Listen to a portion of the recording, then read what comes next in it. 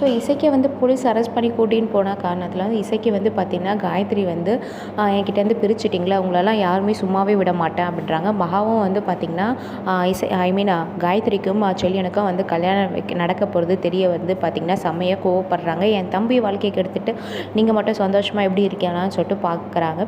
So இந்த பக்கம் வந்து இசைக்கு கிட்ட வந்து நடந்த விஷயத்தை எல்லாத்தையும் சொல்லி வந்து இது பண்ணிகிட்ருக்காங்க.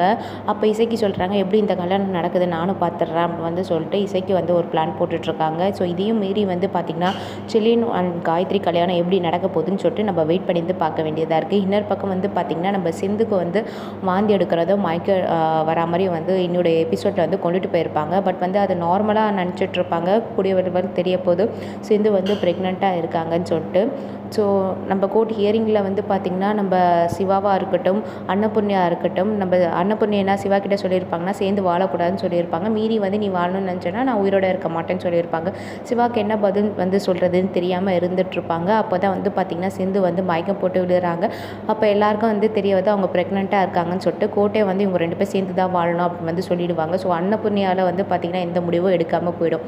ஸோ இன்னொரு பக்கம் வந்து பார்த்திங்கன்னா நம்ம பைரவி வந்து ஆறுமுகத்தை வந்து சீக்கிரமாக ஏற்றுக்க போகிறாங்க. அது வெயிட் பண்ணி பார்க்கலாம். நன்றி.